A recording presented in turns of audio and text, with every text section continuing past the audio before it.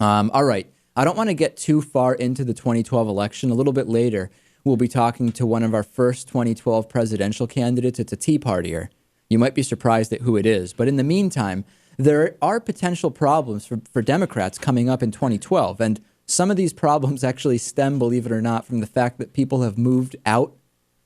Comparatively, the population has decreased in certain blue states and has increased in red states. And Karl Rove was on, I think it was the Hannity show last week. He had a little whiteboard just about this size, and he had written on it in a black marker all these minuses. And he said Democrats are going to lose about 4 electoral votes or something like that just from population changes. And then if you consider that 3 states went for Republican governors, that's another 70 electoral votes. It was completely a catastrophic prediction from Karl Rove, and I don't think it will be that bad. But there's no question, Lewis, that Democratic states have taken a hit in electoral votes. I mean, right here in Massachusetts, we're going, I believe it's from 12 to 11 electoral votes, or 11 to 10, whatever it is. We've lost one electoral vote from people moving out relative to other states. Massachusetts clearly going to be an Obama state in 2012. That's one less vote. And there's a lot of examples of these. Lewis, your swing state where you went to school of Florida has 2 more electoral votes. A lot of people moving to Florida, as we know. Right. And just elected a Republican governor, Republican senator.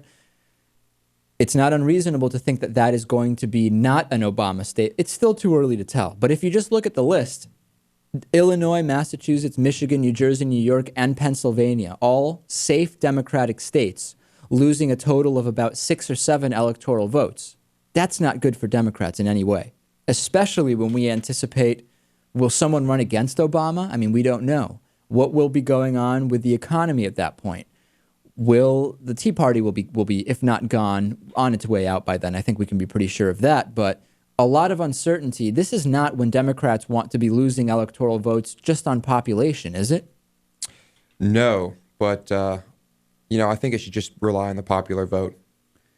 You don't buy any of this electoral stuff. You think it should be abolished. I'm not a fan. You know, I've thought about it a lot of times. It's simple. I understand it, but at the same time, is it not the most simple and reasonable thing to say whoever wins the most votes becomes president? We've talked about this before, and I've thought about it a lot. I mean, the idea of the Electoral College was if you don't have it, politicians will just campaign where there are a lot of people, right? So all of the campaigns will go on in the major cities. Well, we want to take away the power from where the population centers are to make it more fair in a sense. But instead what's happened is that the power has been given arbitrarily to the few states that have the earliest primaries, right? And that's not necessarily what's great about that. You know, it's in a sense, it's become the exact opposite. Tons of campaigning in New Hampshire, tons of campaigning in Iowa, and almost no campaigning going on in some of the major urban areas. Now, there's multiple reasons for that. A lot of those major urban areas are just liberal strongholds anyway, so why would anybody bother campaigning there? But I don't know that just going to a straight electoral popular vote is the answer. I wouldn't be against it. There would obviously be new challenges. It would completely restructure how campaigns are run. But you're right that the electoral vote system in certain ways is outdated and antiquated. Is that what you're saying? Yes. So we'll keep an eye on that. But I don't know that population changes are going to be... Democrats certainly aren't going to benefit from that. But Democrats also, by the way, are not going to benefit from the fact that the last poll I saw, half of Democrats actually want a primary challenger for Obama. A real substantive challenge is unlikely, is it not, Lewis? I mean, even though this is a poll 2 years out, a real actual challenger to Barack Obama does not seem particularly likely as we get towards the actual election. I'm not sure. I think it would be. I think it could be likely. Really? Sure.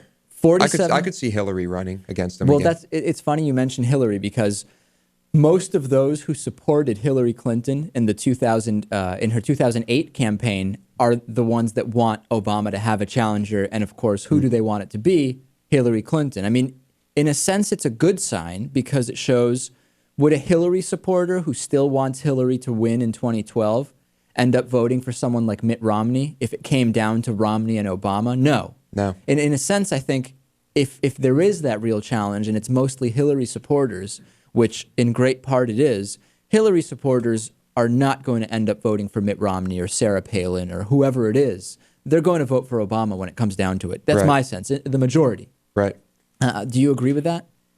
I guess so. It's hard to imagine a situation where Hillary supporters in great number are going to vote for the Republican because right. Obama I don't beat. think too many Democrats are that disillusioned with Obama. Well, some that's a whole other. I think that Some, many are, but Well, after the last midterms, the campaigning for the presidential election started almost right away.